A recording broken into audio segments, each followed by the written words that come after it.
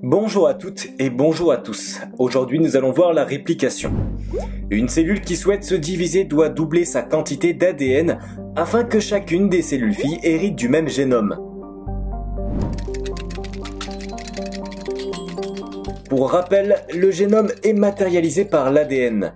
Celui-ci se présente sous forme de double brin complémentaire, on parle de complémentarité de base AT et CG, reliés par des liaisons hydrogènes. On dit 3' là où l'extrémité du brin se termine par un OH libre et 5' là où l'extrémité se termine par un phosphate. Il faut comprendre que l'ADN se lit dans un certain sens.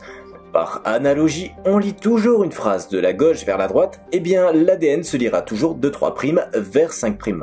Lorsqu'il n'est pas lu, l'ADN de nos cellules se trouve sous forme condensée. Mais pour que la réplication se réalise, il est nécessaire qu'il soit décondensé.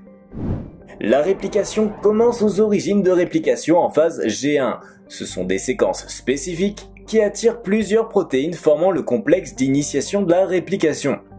Sur ces origines se trouvent des réplicons sur lesquels vont se former les fourches de réplication.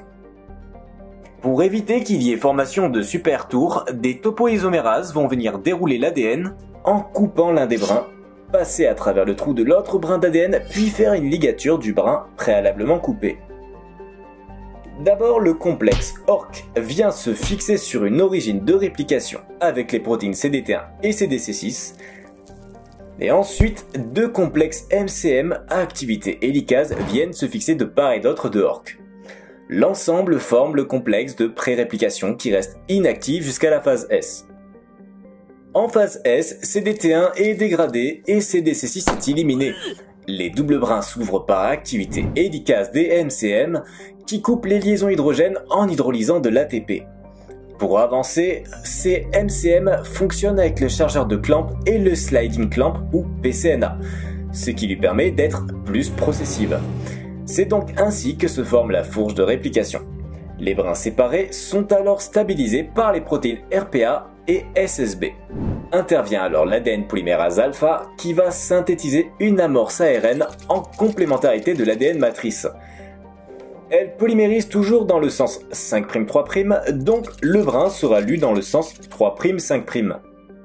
Elle est rapidement remplacée par des polymérases qui polymérisent exclusivement de l'ADN. L'ADN polymérase epsilon permet l'élongation du brin direct, puisque celui-ci se trouve dans le sens 3' 5', et que la polymérase ne peut lire que les brins qui sont dans ce sens-là. L'autre ADN polymérase, la delta, permet l'élongation du brin antisens, ou retardé, ou dit indirect. Comme elle ne peut polymériser que dans le sens 5' 3' et qu'elle prend la direction opposée à la fourche de réplication, la polymérase delta se retrouve obligée de prolonger les amorces que dépose au préalable l'ADN polymérase alpha. On obtient donc ce qu'on appelle des fragments, appelés fragments d'Okazaki. En parallèle, SSB est toujours présent pour stabiliser les brins.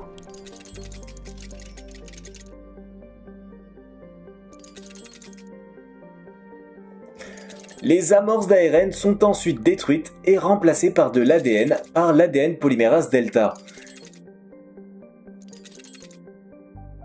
Des ADN ligases viendront ensuite lier les fragments d'Okazaki entre eux.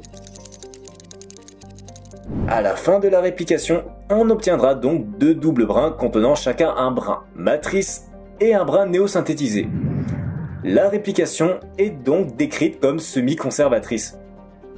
La réplication est bidirectionnelle, puisqu'à partir d'une origine de réplication, il y a deux fourches de réplication qui se déplacent chacune dans le sens opposé. La polymérisation, quant à elle, est unidirectionnelle, car elle est assurée par des polymérases qui ne peuvent se déplacer que dans le sens 3' 5' pour fabriquer des brins qui seront dans un sens complémentaire 5' 3'. N'hésite pas à mettre un like si la vidéo t'a plu et nous laisser ton avis. Toutes nos autres vidéos sont sur Instagram Mueux de Chouin ou sur YouTube Tutorat Santé Bordeaux.